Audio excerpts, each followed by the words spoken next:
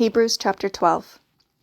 Therefore, since we are surrounded by such a huge crowd of witnesses to the life of faith, let us strip off every weight that slows us down, especially the sin that so easily trips us up, and let us run with endurance the race God has set before us.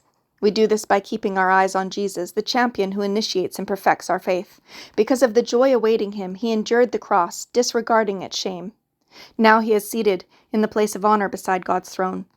Think of all the hostility he endured from sinful people. Then you won't become weary and give up. After all, you have not yet given your lives in your struggle against sin. And have you forgotten the encouraging words God spoke to you as his children?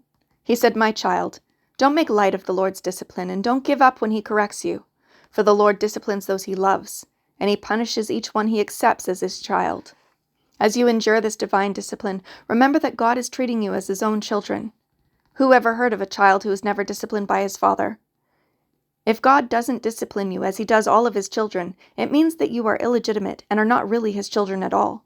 Since we respected our earthly fathers who disciplined us, shouldn't we submit even more to the discipline of our Father, of our spirits, and live forever?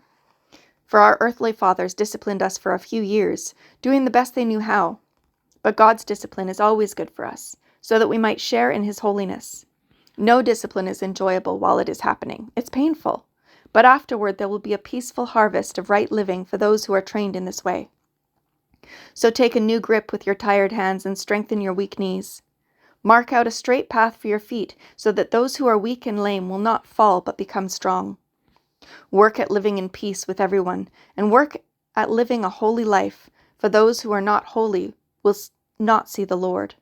Look after each other so that none of you fails to receive the grace of God. Watch out so that no poisonous root of bitterness grows up to trouble you, corrupting many. Make sure that no one is immoral or godless like Esau, who traded his birthright as the firstborn son for a single meal. You know that afterward, when he wanted his father's blessing, he was rejected. It was too late for repentance, even though he begged with bitter tears. You've not come to a physical mountain, to a place of flaming fire, darkness, gloom, and whirlwind, as the Israelites did at Mount Sinai. For they heard an awesome trumpet blast and a voice so terrible that they begged God to stop speaking. They staggered back under God's command. If even an animal touches the mountain, it must be stoned to death. Moses himself was so frightened at the sight of that he said, "I am terrified and trembling." No, you have come to Mount Zion, to the city of the living God, the heavenly Jerusalem, and to countless thousands of angels in a joyful gathering. You've come to the assembly of God's firstborn children, whose names are written in heaven. You've come to God himself, who is the judge over all things. You've come to the spirits of the righteous ones in heaven, who have now been made perfect. You've come to Jesus, the one who mediates the new covenant between God and people, and to the sprinkled blood, which speaks of forgiveness instead of crying out for vengeance like the blood of Abel.